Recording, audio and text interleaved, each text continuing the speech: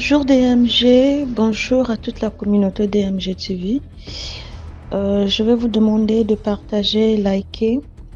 Aujourd'hui, je vais vous raconter mon histoire. Et mon histoire se passe à Pointe-Noire, au Congo-Brazzaville.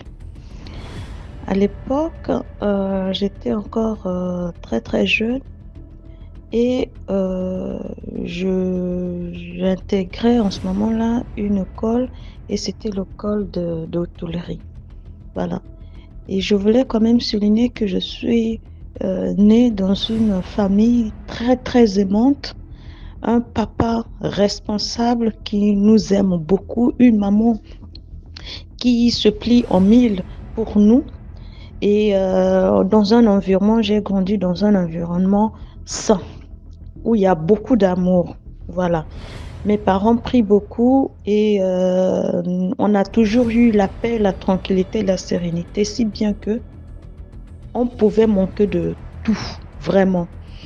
On vivait dans la précarité, mais il y avait beaucoup d'amour et beaucoup d'unité dans ma famille. Et donc, du coup, moi, j'ai intégré la formation hôtellerie. Mon père, lui, il pouvait pas, en ce moment-là, payer mes études d'hôtellerie en question. Donc, c'était très, très difficile. Je faisais plusieurs mois, papa ne payait pas parce qu'il avait déjà mes deux grands frères qui faisaient des études universitaires, l'autre qui faisait l'école de gestion d'entreprise. Donc, il était vraiment pris avec son petit salaire de chauffeur. C'était très dur pour lui. Donc, pour moi qui étais la cadette, c'était compliqué de subvenir à mes besoins, notamment payer mes études. Et donc, ce jour-là, je partais à pied à l'école. J'avais vraiment rien à manger. J'avais même pas 50 francs pour m'acheter un beignet ou autre. Donc, du coup, je partais comme ça à pied à l'école. L'école n'était pas très loin de la maison. Donc, je partais à pied, c'était très tôt le matin, aux alentours de 7h30. Je vois une voiture se garer à côté de moi, me demandant où est-ce que je pourrais l'orienter pour acheter du manioc, parce que c'est un étranger, il venait de Brazzaville et il avait du poisson salé, il voulait juste le manioc pour pouvoir manger son poisson salé. Donc, je lui ai dit que voilà, derrière moi, j'avais vu une parcelle, on vendait les maniocs là-bas, donc qui n'a qu'à aller là-bas. Mais puisque l'endroit où j'étais, c'était un endroit qui était peu praticable par les véhicules, il m'a suggéré d'aller acheter ça pour lui. Bon, c'est un monsieur âgé, il avait peut-être presque l'âge de mon père. Il me demande ce service-là. J'ai pas dit non parce que je suis bien élevée. J'ai pas du tout hésité. Il m'a donné 2000 francs. Donc, du coup, j'ai été acheter le manioc pour lui. En revenant, il me dit de garder la monnaie. Ah bah moi, j'avais rien à manger. J'ai juste dit merci. Et il m'a proposé de me déposer à l'école. Et je suis rentrée dans la voiture après moult insistance. Je suis rentrée dans sa voiture. Il m'a déposé effectivement à l'école. Et ce jour-là, j'ai pu manger. C'était super. Et le soir, en sortant de l'école, je vois le monsieur, il m'attendait. Il me dit, ma fille, ça a été ta journée? Je dis oui. Elle me dit, écoute, je vais t'aider. J'ai vu que voilà, tu avais peut-être quelques difficultés. L'école, ça va? Je dis oui, ça va, machin. Mais par contre, j'ai pas, j'ai pas de quoi payer l'école. Il y a des mois déjà qui sont cumulés de non-paiement. Donc, je suis déjà menacée à être expulsée de l'école par faute de validation de frais mensuels. Le monsieur m'a dit, il n'y a aucun souci, demain, tu viens, je suis logée à tel hôtel, je ne vais pas citer le nom, tu viens là-bas, moi je vais te donner de l'argent. J'ai aussi mon neveu qui va préparer l'examen, donc lui aussi il a besoin d'un peu de sous. Donc tu viens là, je vais vous donner ça tous les deux. Je dis, il n'y a pas de souci. Donc du coup, pour moi qui crois beaucoup à Dieu, je me suis dit, voilà, les prières sont exaucées, Dieu m'a écouté et tout. Donc le lendemain de ça, c'était un samedi, je vais chez le monsieur. J'arrive là, il n'était pas là, j'ai dû l'attendre. J'ai dû l'attendre à l'hôtel là où il était. Au final, il est arrivé. Il m'a emmené, on a une très grande pâtisserie à Pointe-Noire là-bas. Il m'a emmené à la pâtisserie en question où j'ai acheté des gâteaux, des yaourts. J'en ai eu pour à peu près même 20 000. J'ai jamais eu autant de gâteaux de toute ma vie. Il m'a vraiment gâté ce jour-là, acheté les gâteaux et tout ça. J'ai pu acheter pour toute la famille, même limite. Et puis, il m'a ramené dans l'hôtel en question. Il me propose de rentrer dans la chambre. Je rentre dans la chambre. Chose très étrange quand je suis rentrée dans la chambre, c'est qu'il y avait de l'argent partout.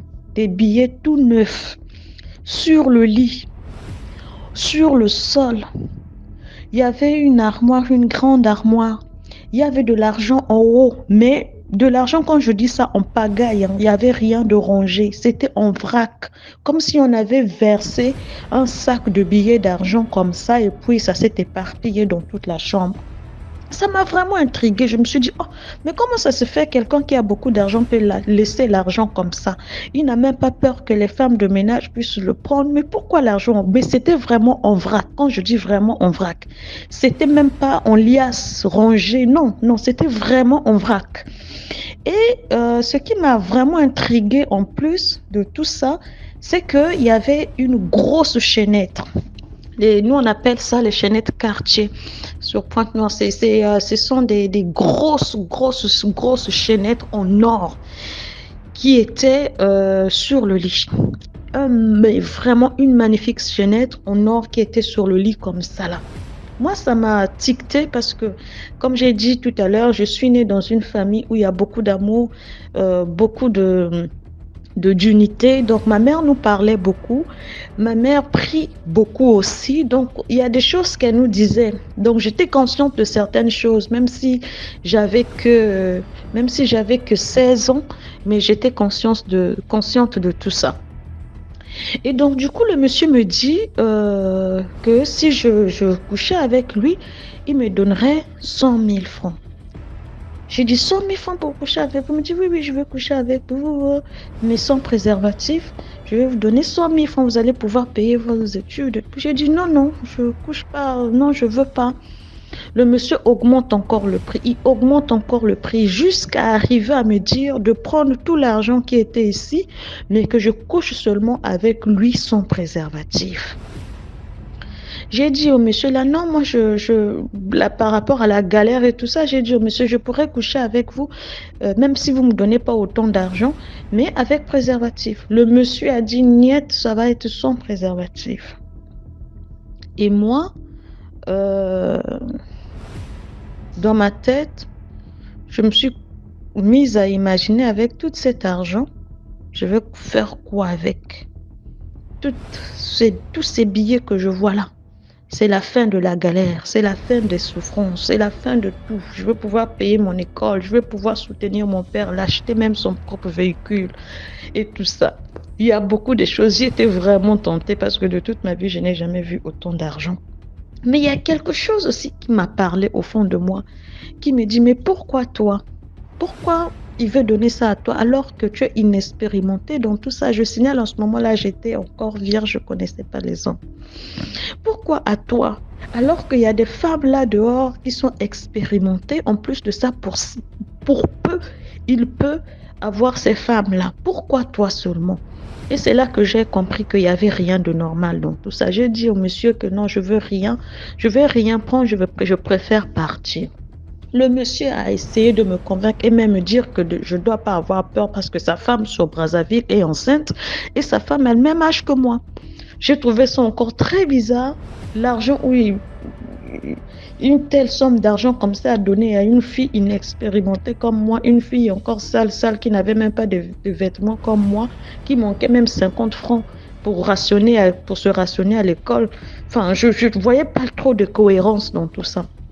Donc j'ai dit non au monsieur. Alors le monsieur m'a chassé de sa chambre. Il m'a balancé